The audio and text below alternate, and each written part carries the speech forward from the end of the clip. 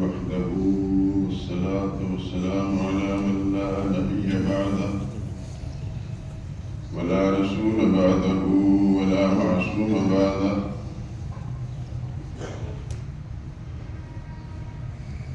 أما بعد فإن خير الحديث كتاب الله وخير الهدي هدي محمد صلى الله عليه وسلم وشر الأمور محدثاتها وكل محدثة بدعة وكل بدعة ضلالة وكل ضلالة في النار. أعوذ بالله من الشيطان الرجيم. بسم الله الرحمن الرحيم.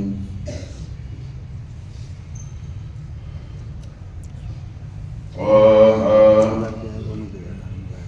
ما أنزلنا عليك القرآن لتشقى إلا تذكرة لمن يخشى تنزيلا ممن خلق الأرض والسماوات العلى الرحمن على العرش استوى له ما في السماوات وما في الأرض وما بينهما وما تحت الثرى وإن تجهر بالقول فإنه يعلم السر وأخفى الله لا إله إلا هو له الأسماء الحسنى.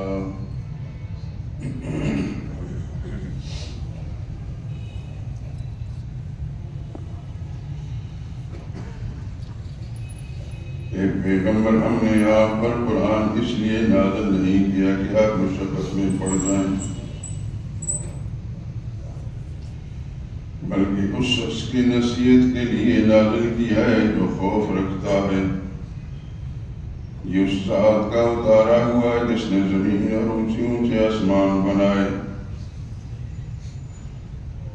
یعنی اللہ رحمان ہے جس نے عرش پر قرار پکڑا۔ جو کچھ آسمانوں میں ہے اور جو کچھ زمین میں ہے اور جو کچھ ان دونوں کے درمیان میں اور جو کچھ زمین کی مٹی کے نیچے ہے سب اللہ ہی کا ہے۔ بے شک اور اگر تم پکار کر بات کہو تو وہ چھپے ہوئے بھید اور نہایت پوشیدہ بات تک کو جانتا ہے۔ وہ معبود برحق ہے، اس کے سوا کوئی عبادت و پکار کے لائق نہیں، سب کے سب اچھے نام اسی کے ہیں۔ سبحان ربک رب العزة عما یصفون وسلام علی المرسلین والحمد للہ رب العالمین۔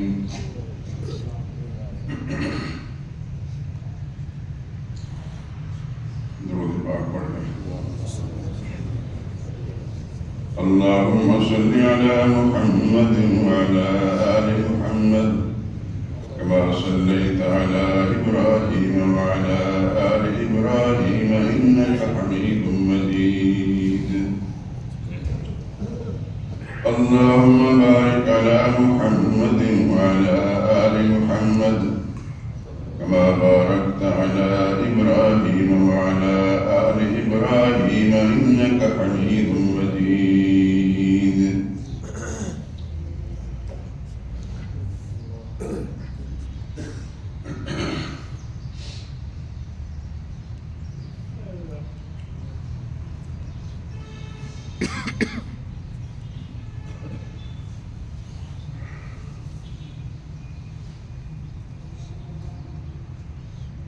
گزشتہ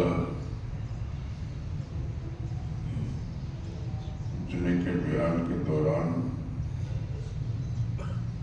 میں نے اپنے اس ارادے کا اظہار کیا تھا کہ رمضان مبارک آنے والا ہے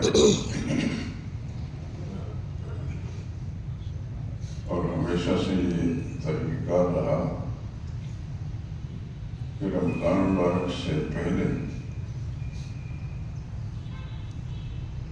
دین کا وہ بنیادی مسئلہ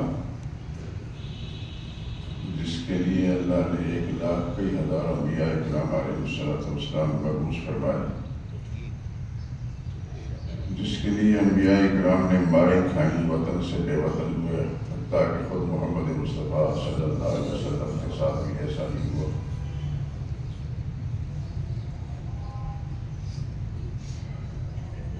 اور ہر دور میں علماء ربانیین، علماء حق ایسے ہی حالات سے دوچار رہے۔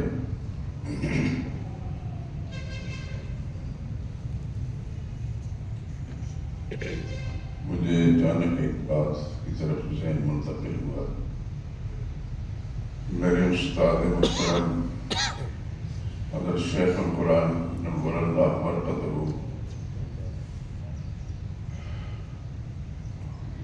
ان پر پشاور میں قاتلانہ حملہ ہوا اور ایک آدمی جو دشمن کا مقرر کردہ تھا، حضرت شیخ تقریر کر کے بیان کر کے فارغ ہوئے۔ کسی نے پاؤں پکڑ لیے، کسی نے کندھے پکڑ لیے دبانے کے لیے۔ وہ بدنصیب آدمی بھی کوئی چھرا یا چاقو لے کر گردن دبا رہا تھا، اچانک اس نے حملہ کیا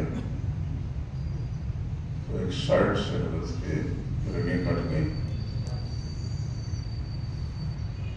خدا کی ارب و رحمت نازل وہاں پر حملہ اس قدر سخت تھا کہ اسی وقت یہ خبر پھیل گئی کہ پشاور میں ان پر حملہ ہوا ہے، شاید وہ شہید ہو چکے ہیں۔ لیکن ہوتا وہ ہے جو میرا رب چاہتا ہے۔ بے شک کچھ عرصہ حضرت تکلیف میں رہے، زخمی رہا، الحمدللہ العظیم کہ وہ حیات رہے۔ اور اتنا فرق ہوا کہ حضرت کے بیان کے دوران بار بار کھانسی آ جاتی تھی، بس اس کے علاوہ نہیں۔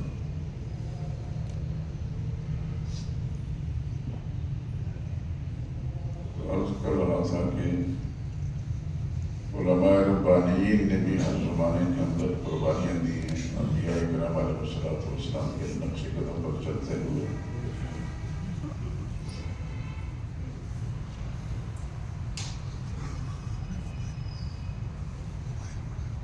یہ مسئلہ ایسا ہے کہ اس کے لیے ہمیشہ ہی کئی قربانیاں دی گئی۔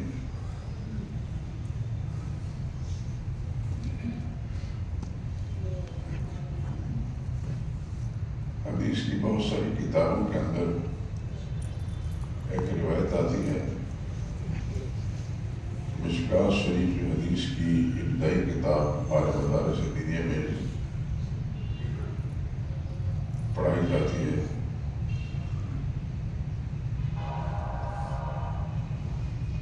دور حدیث سے بھی 1 سال پہلے یا 2 سال پہلے، ہم نے تو 1 سال پہلے پڑھی تھی، مولانا عبید اللہ نور اللہ برکتہ جامع شفیع کے مکتبے، یہ مشکوٰۃ شریف میرے استاد تھے۔ اور اگلے ہی سال پہ حدیث کی کتابیں استاد الکل شیخ الکل مولانا رسول خان صاحب نور اللہ برکتہ، ان سے ترمذی شریف پڑھی، اور مولانا محمد ادریس کاندھلی نور اللہ برکتہ سے بخاری شریف، مولانا عبدالرحمٰن صاحب رحمۃ اللہ تعالیٰ علیہ سے مسلم شریف، اور صوفی محمد صاحب رحمۃ اللہ تعالیٰ سے ابو داؤد شریف۔ خیر، یہ آخری سال کے سبق ہوتے ہیں، دورہ حدیث بھی لوگوں آخری سال میں ہوتا ہے۔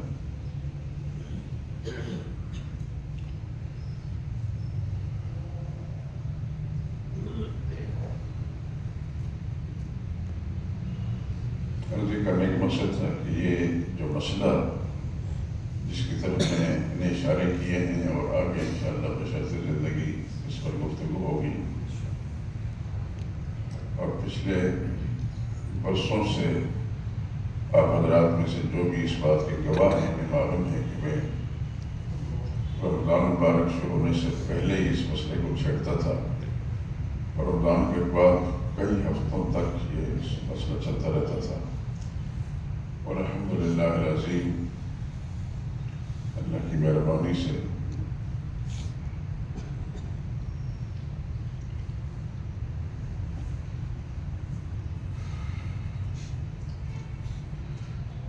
بے شمار ہمارے احباب کے عقیدے ٹھیک ہوئے۔ آپ کے علم میں شاید ایک دفعہ میں تذکرہ کر چکا ہوں کہ میرے اس مسجد کے ابتدائی دور میں مسئلہ توحید یہ تو بنیادی چیز ہے، جب میں نے بیان کرنا شروع کیا تو ہمارے اڑوس پڑوس کے محلات میں، خصوصاً بیٹر روڈ کے، وہاں خواتین دوسری خواتین سے یہ اپیل کرتے تھے کہ اپنے بچوں کو مسجد شہداء میں، گول مسجد کہتے تھے، مسجد شہداء تو نام آپ کو معلوم ہوا، لیکن چوک کے اندر گول مسجد میں نہ بھیجیں، وہاں ایک وہابی مولوی آیا ہے تو بچے خراب ہو جائیں گے، دوسرے کو تلقین کرتی تھی۔ خیر، یہ سب کچھ ہوتا تھا۔ بیٹر روڈ پر ایک مسجد کے امام خطیب سے بریلوی بہت ہو گئے ہیں، اللہ تعالیٰ ہم سب کے گناہ معاف کرے۔ وہ ہمیشہ تقریر کے اندر لوگوں سے نعرے لگواتے تھے میرے خلاف، مجھے پتہ چل گیا تھا، بلکہ ایک آدمی نعرے لگانے والے کو اس زمانے میں آج سے 50 سال پہلے 500 روپے ماہوار اجرت دی جاتی تھی۔ پھر کسی نے ایک دفعہ مجھے کو 2-3 مہینے کے بعد اس مسجد کے قیام کے 2-3 ماہ بعد مجھے روکا لکھا جمعے کے روز، اور اس نے مجھے کہا کہ تم بڑے ٹھیک آدمی ہو، تمہیں فلاں فلاں جگہ گالی پڑھ کے تم کوئی جواب نہیں دیتے۔ اچھا، لکھنے والا کوئی خدا نہ خاصا کوئی استاد نہیں تھا، وہ ہمدردی تھا، لیکن اس کا انداز کچھ ایسا ہی۔ تو میں نے اسے کہا خدا کے وعدے میں گالیاں دینے کے لیے یہاں نہیں آیا، اللہ کی توحید کا مسئلہ بیان کرتا ہوں، خدا کے دین کی باتیں کرتا ہوں، اگر کوئی شخص گالی دیتا رہے مجھے تو کوئی فرق نہیں پڑتا۔ وہی صاحب جو میرے خلاف نعرے لگواتے تھے، ایک دفعہ میں بیٹ روڈ پر پیدل چل رہا تھا، وہ اسکوٹر پر آ رہے تھے، تو تقریباً 50 گز دور اسکوٹر کھڑا کر کے تو وہاں سے آ کر مجھے ملے، مسافہ انہوں نے کیا، میں نے ان پر کوئی گلہ نہیں کیا، بالکل، کہ آپ کیوں ملتے ہیں جبکہ میں ایسا ہوں ایسا۔ بہرحال کہنے کا مقصد یہ، وہی خواتین جو دوسری عورتوں کو کہا کرتی تھی کہ اپنے بچوں کو گول مسجد نہ بھیجنا، وہ بگڑ جائیں گے، وہی عورتیں بالآخر میرے بیانات کی کیسٹیں منگوا کر اپنے گھروں کے اندر ان کیسٹوں کو چلواتی اور محلے کی عورتوں کو بلا کر وہ بیان میرا سنواتی۔ اللہ تعالیٰ کی توفیق ہے، الحمدللہ۔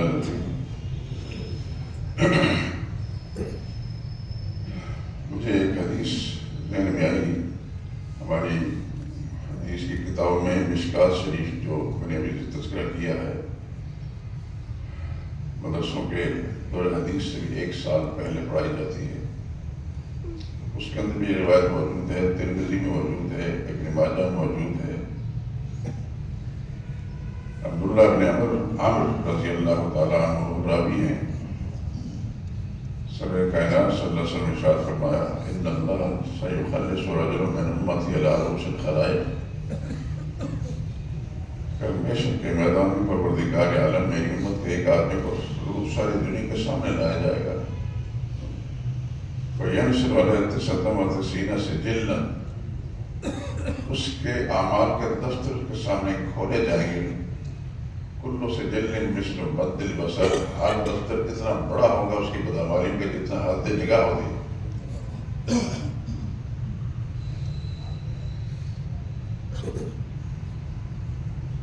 اللہ تعالیٰ پوچھیں گے اتنکر من ھذا شیئا، یہ بندے یہ سب تیرے گناہ ہیں، تو ان کا انکار کر سکتا ہے؟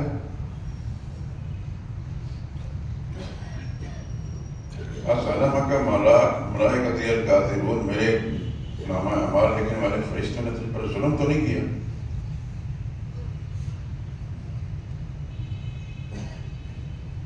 وہ صاف انکار کہ یا اللہ مجھ پر کسی نے ظلم نہیں کیا. اور اس کا بدعمالی کا دفتر اتنے بڑے ہوں گے، کل سجل مثل مد البصر، ہر بدعمالی کا دفتر اتنا بڑا ہوگا جہاں تک انسان کی نظر پہنچتی. اور اس پر اللہ پاک پوچھیں گے اس بندے سے کہ تم پر ظلم تو نہیں ہوا، تو انکار کر سکتا ہے ان اعمال میں سے کسی عمل کا؟ بندہ صاف گئی آ جائے سب کچھ جو کچھ کی میرے ذمہ لگایا کہ میرے ہی بدعمالی ہیں، مجھ پر کوئی ظلم نہیں ہوا.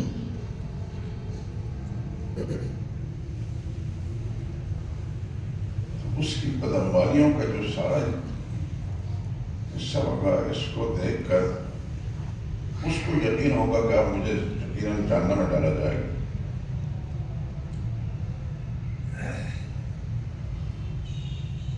فَتُخْرَجُ بِطَاقَةٌ، پھر ایک کارڈ، جس طرح آپ کے پاس کارڈ ہوتا ہے، ایک کارڈ نکالا جائے گا.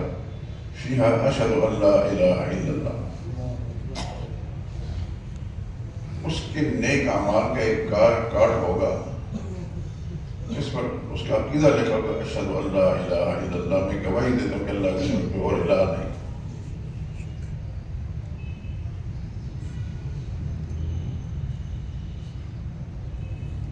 لیکن اسے یقین ہوگا کہ میرا اس چھوٹے سے عمل کا اتنے بڑے بڑے بدعمالیوں کے دفتر کے مقابلے میں کیا حیثیت. اللہ فرمائیں کہ نہیں، میرے ہاں ظلم نہیں ہے. چھوٹی نیکی ہے وہ بھی دیکھی جائے گی اور جو بڑی ہے وہ بھی دیکھی جائے گی. اللہ فرمائیں گے اے ملائکہ کرام، اس کے دفتر بدعمالیوں کا وہ بھی تولو، اور اس کے کارڈ اور یہ پرزہ جو ہے جس میں اشہد ان لا الہ الا اللہ، اس کو بھی تولو. یہ بندہ کہے کہ یا اللہ کہاں وہ بدعمالی ہیں، دفتروں کے دفتر جو حد نگاہ تک بدعمالی ہیں، اور کہاں یہ چھوٹا سا کارڈ جس میں صرف یہ کلمہ لکھا ہے. اللہ فرمائیں گے ہاں میرے ہاں عادل ہے، نا انصافی نہیں، ظلم نہیں، مجھ پر ظلم نہیں ہوگا. تم نے اگر نیکی کی ہے تو وہ بھی دیکھی جائے گی، جو بدعمالی کی ہے وہ بھی دیکھی جائے گی. چنانچہ اس کو جو تولا جائے گا. اللہ اکبر اللہ اکبر. وہ 99 دفتر بدعمالیوں کے ان کا پلڑا اوپر ہو جائے گا، اور کلمہ شہادت کلمہ توحید والا پلڑا نیچے کی طرف جھک جائے گا. حدیث کے الفاظ ہیں فلا یذکر مع اسم اللہ شیئا، لوگوں جان لو کہ اللہ کا نام میں اتنا وزن ہے، اتنی طاقت ہے کہ اس کے مقابلے میں کوئی چیز نہیں. نعرہ تکبیر، نعرہ تکبیر، نعرہ تکبیر. جزاک اللہ خیرا. اللہ مجھے بھی اور آپ کو بھی اور آپ کی نسلوں کو بھی ہر مسلمان کو اس کلمہ توحید کے مطابق جینے کی اور اس کے مطابق زندگی گزارنے کی توفیق عطا فرمائے.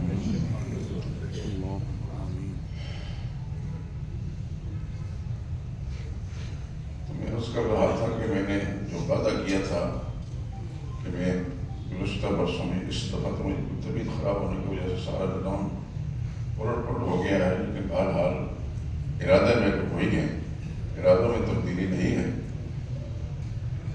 لیکن آپ حضرات سے یہ درخواست کروں گا میرے لیے دعا کریں. بس اگر آپ کے کہے بغیر میں آپ کے لیے دعا کرتا ہوں، یہ میرا احسان نہیں آپ پر میں اپنا اخلاقی فرض سمجھتا ہوں، تو میں پھر آپ سے درخواست کرنے کا حق رکھتا ہوں، میری دعا کی دفعہ کہ میری صحت کے لیے دعا کریں اور میرے دین کے جو مظاہر ہیں جو کام ہیں ان کا اللہ تعالیٰ مجھے توفیق عطا فرمائے۔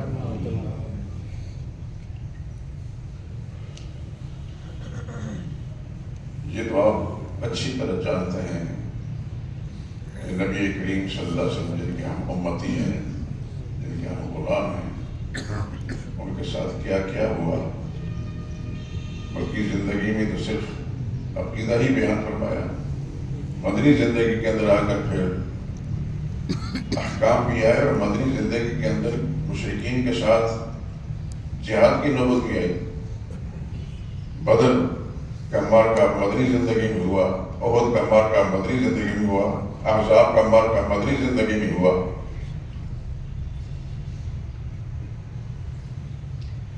اور یہ بھی آپ سن چکے ہیں کہ بدر یہ ایک جگہ ہے، یقیناً آپ گئے ہوں گے، نہیں گئے تو میں دعا کرتا ہوں اللہ آپ کو وہاں لے جائے۔ جہاں رسول اللہ صلی اللہ علیہ وسلم کا خیمہ لگا تھا وہاں اب ایک مسجد ہے،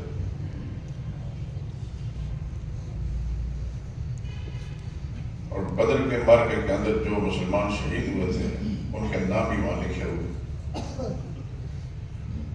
میں اس کی آپ کی ترغیب بھی دیتا ہوں، دعا بھی کرتا ہوں کہ اللہ آپ کو لے جائے تاکہ وہ سارا کچھ آ کے ذہن میں آ جائے۔ یہ بدر کا معرکہ پہلا معرکہ نبی کریم صلی اللہ علیہ وسلم کی زندگی کا کہ جس میں مشرکین کا 1000 کا لشکر مکہ سے آیا تھا، حضور صلی اللہ علیہ وسلم اور صحابہ کرام کو سب ہستی سے مٹانے کا ارادہ لے کر، اور رسول اللہ صلی اللہ علیہ وسلم کے ساتھ صرف 313 صحابہ تھے، مجاہد 313 تھے، اور وہ 1000 کا لشکر تھا۔ ان 1000 کے لشکر کے پاس ہر قسم کا اسلحہ اس زمانے کے لحاظ سے، تلواریں بھی تھی، تیر بھی تھے وغیرہ، لیکن نبی کریم صلی اللہ علیہ وسلم کے جو ساتھی تھے حضور صلی اللہ علیہ وسلم کے ساتھ مجاہد، ان کے پاس کیا تھا؟ 6 زریں اور 8 تلواریں، بس صرف اللہ کا نام تھا۔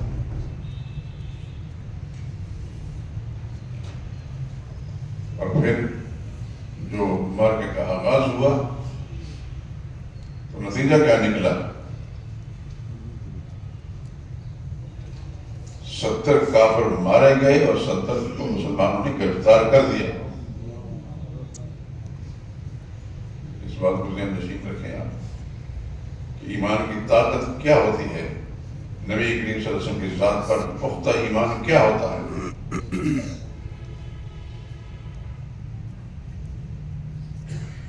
صرف 14 مسلمان شہید ہوئے،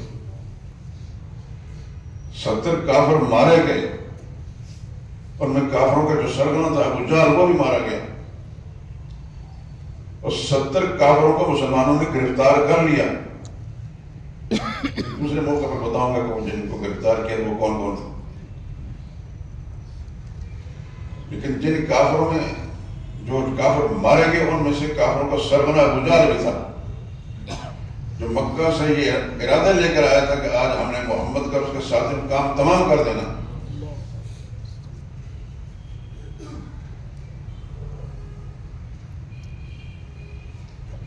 بلکہ کچھ اونٹ اور اس قسم کے جانور جن کو ذبح کر کے گوشت کھایا جاتا ہے وہ ساتھ لائے تھے کہ ہم نے جشن منانا ہے، مسلمانوں کو ختم کرنے کے بعد اس کو جشن منانا ہے 3 دن تک۔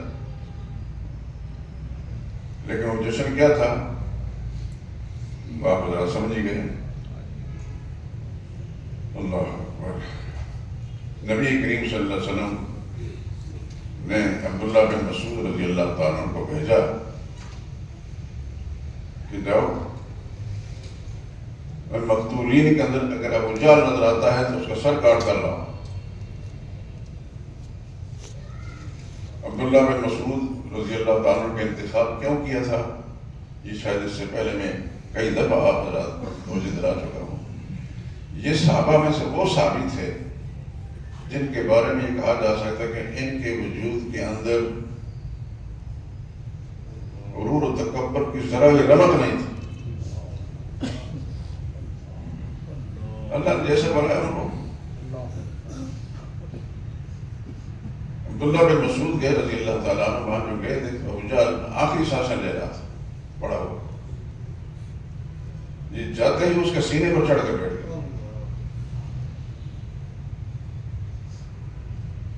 اس نے آنکھیں کھولی, کہنے لگے چرواہے کے بچے, یعنی غرور تکبر اس موت کے وقت بھی اس کے دل و دماغ سے نہیں نکلا.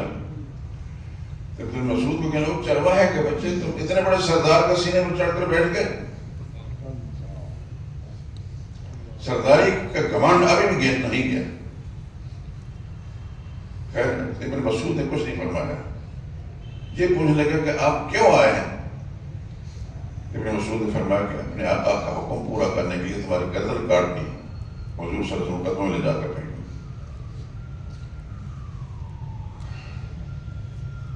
اب بھی غرور نہیں گیا.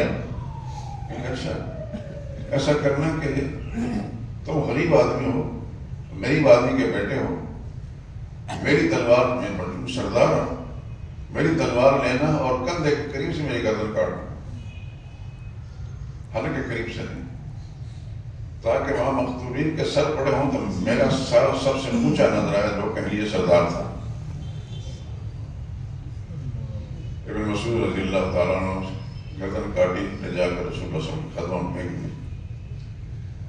آقا نے فرمایا صلی اللہ علیہ وسلم یہ اس امت کا فرعون تھا.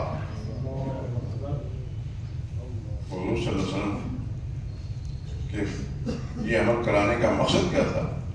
لوگوں کو بتانا تھا کہ ابو جہل اس امت کا فرعون تھا. ایک فرعون موسیٰ علیہ السلام کے زمانے میں گزرا ہے,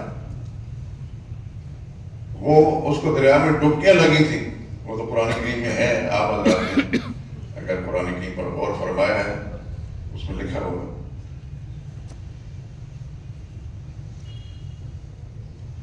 تو اللہ نے فرمایا فَالْيَوْمَ نُنَجِّيكَ بِبَدَنِكَ, اے فرعون آج تیری لاش کو ہم بچائیں گے, لِتَكُونَ لِمَنْ خَلْفَكَ آیا, تاکہ تیری لاش کو دیکھ دیکھ کے لوگ عبرت حاصل کریں. چنانچہ اب بھی مصر کے اندر آپ حضرات کے علم میں ہے کہ فرعون کی وہ جو لاش ہے اس کے لیے مخصوص جگہ بنائی گئی ہے اور محفوظ ہے. یہ محفوظ اللہ نے فرمائی, تیری لاش کو ہم محفوظ رکھیں گے آنے والی نسلوں کے عبرت کا سامان بنانے کے لیے. تو حضور صلی اللہ علیہ وسلم اس موقع پر فرمایا کہ یہ اس امت کا فرعون تھا. ایک فرعون وہ تھا, یہ اس امت کا فرعون تھا. وہ موسیٰ علیہ السلام کے زمانے کا فرعون تھا جو موسیٰ علیہ السلام کا اور محمد مصطفیٰ صلی اللہ علیہ وسلم کے درمیان میں موازنہ کریں. جو مقام موسیٰ علیہ السلام کا اور محمد مصطفیٰ صلی اللہ علیہ وسلم کا ہے, وہی مقام ابو جہل اور فرعون کا تھا. موسیٰ علیہ السلام کا مقام وہ نہیں تھا جو محمد مصطفیٰ صلی اللہ علیہ وسلم کا. تو اس کے زمانے کے جو فرعون تھا اس کو وہ مقام ملی اپنے کفر میں اور اپنے ضد میں اور ہردرمی میں, تکبر کے اندر جو ابو جہل کا. رسول اللہ صلی اللہ علیہ وسلم یہ دکھانا چاہتے تھے.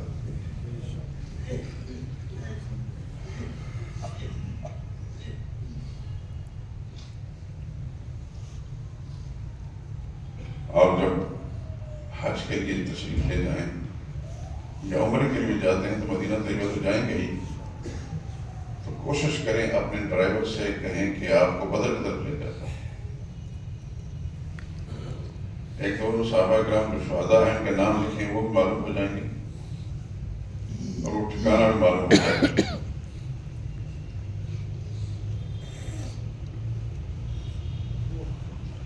یقیناً ہر ایک مسلمان کے دل کے اندر اس بات کی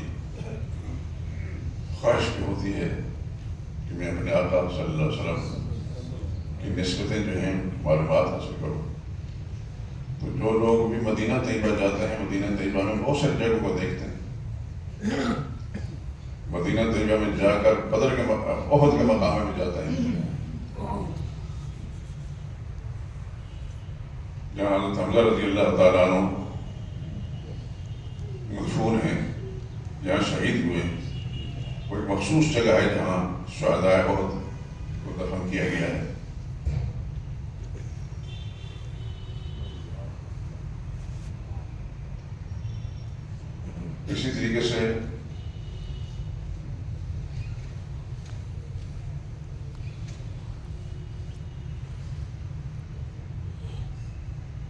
جہاں بہت سارے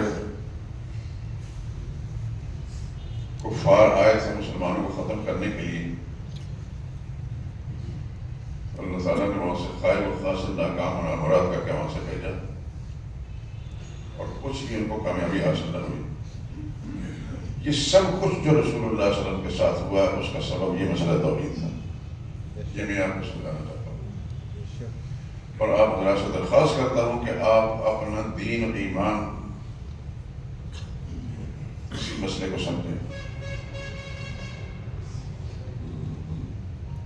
اپنی اولادوں کو، اپنی خواتین کو، اپنے عزیزوں کو بھی اسی مسئلے کی طرف توجہ دلائیں۔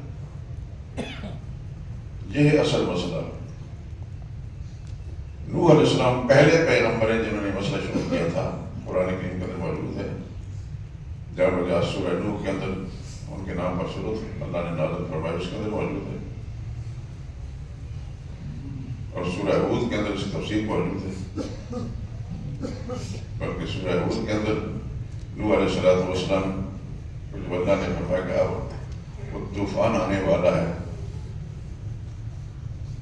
قوم غرق ہوگی، تو آپ اپنے رشتہ داروں کو، گھر کے عزیزوں کو اور متعلقین کو اپنی کشتی میں سوار کر لیں۔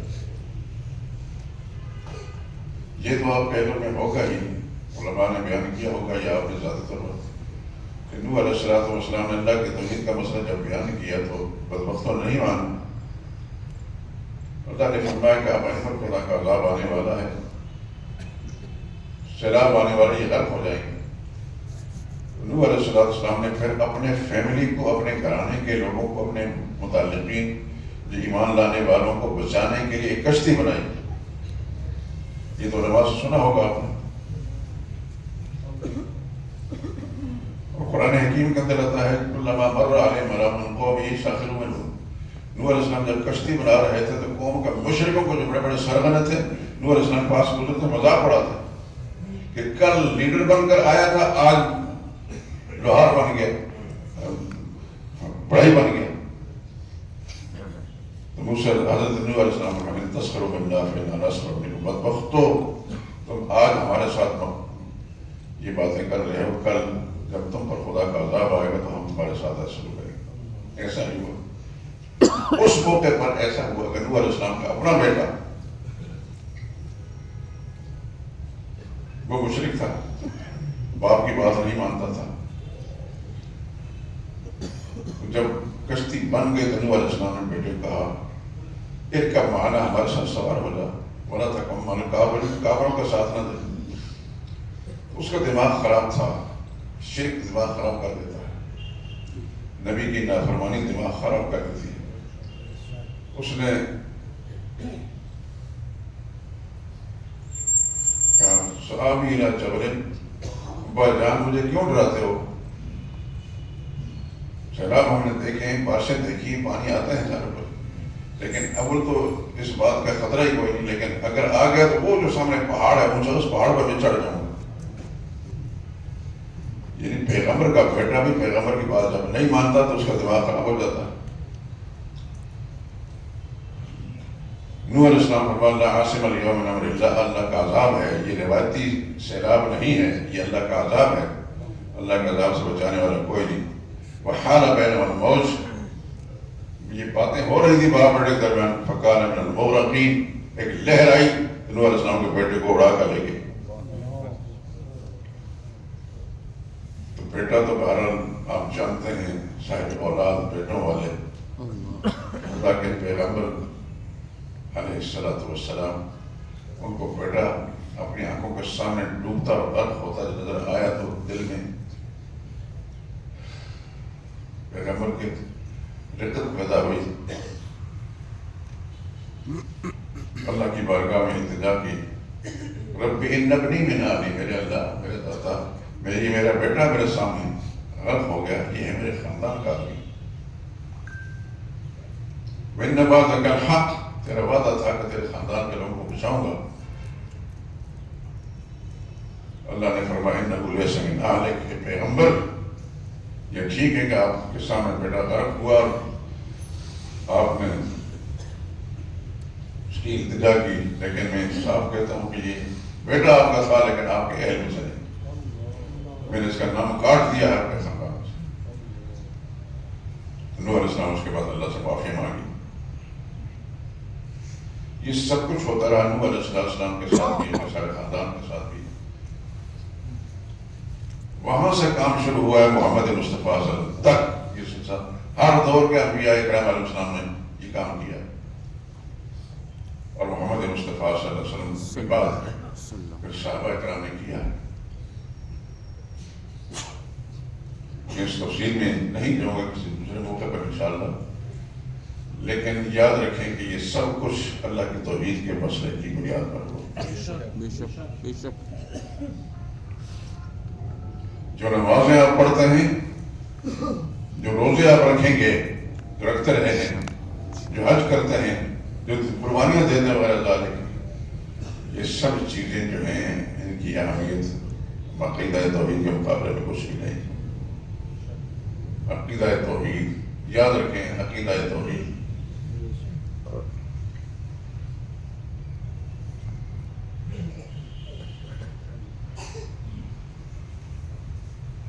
عقیدہ توحید کی بنیاد پر میں نے آپ حضرات سے یہ باتیں شروع کی ہیں، اور میں کچھ سالوں کے اندر کرتا رہا، اور اگر میری زندگی رہی تو انشاءاللہ کروں گا انشاءاللہ انشاءاللہ۔ سب توجہ دلا رہا ہوں کہ آپ کچھ بھی کریں، سب سے پہلے اپنے عقیدے کو درست کروائیں۔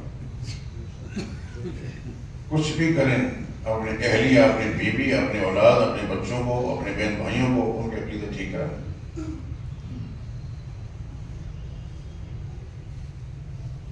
عقیدہ ٹھیک ہے تو سب کچھ ٹھیک، عقیدہ ٹھیک نہیں تو کچھ بھی نہیں۔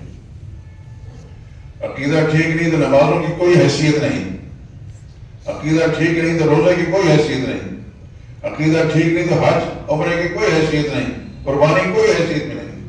وہ ایک ظاہری عمل ہے لیکن اس کی حقیقت کچھ بھی نہیں۔ ان ساری چیزوں کی قبولیت کا دار و مدار عقیدہ کی صحت پر ہے۔ بے شک بے شک۔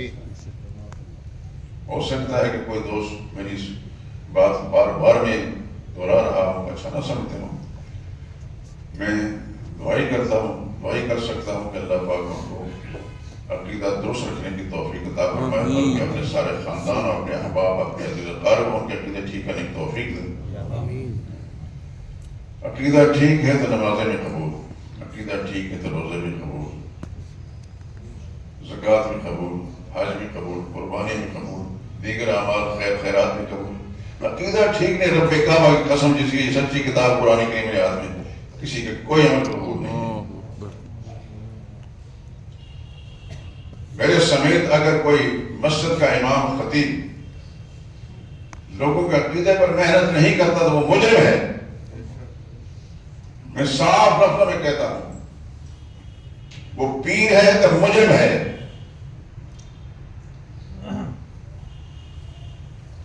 عقیدہ ٹھیک کرانے کی محنت کرنا یہ علماء کی ذمہ داری ہے۔ اپنا عقیدہ بھی ٹھیک رکھنا اور دوسروں کی بھی پر محنت کرنی ہے۔ اور میں الحمدللہ العظیم اللہ پاک کی دی ہوئی توفیق سے گزشتہ سالوں کے اندر یہ محنت کرتا رہا۔ تو میری کچھ طبیعت ٹھیک نہیں ہے، اس واسطے اس معیار پر کام نہیں ہو رہا جو ہونا چاہیے تھا، لیکن میرا خیال ہے کہ اللہ کی مہربانی شامل حال رہی اور آپ حضرات کی دعائیں بھی رہی تو انشاءاللہ وہی پہلے کی طرح سارا کام ہوگا انشاءاللہ۔ لیکن آپ حضرات سے پھر درخواست کرتا ہوں کہ میرے لیے دعا کریں۔ عقیدہ میرا عقیدے یہ بنیادی چیز ہے، یہ بنیادی چیز ہے۔ عقیدہ ٹھیک ہے تو ساری عبادتیں قبول، نہیں تو کچھ بھی نہیں۔ پہاڑوں کی مانند میں کسی کے نیک اعمال ہیں، عقیدہ ٹھیک نہیں، رب کعبہ بس کچھ بھی نہیں۔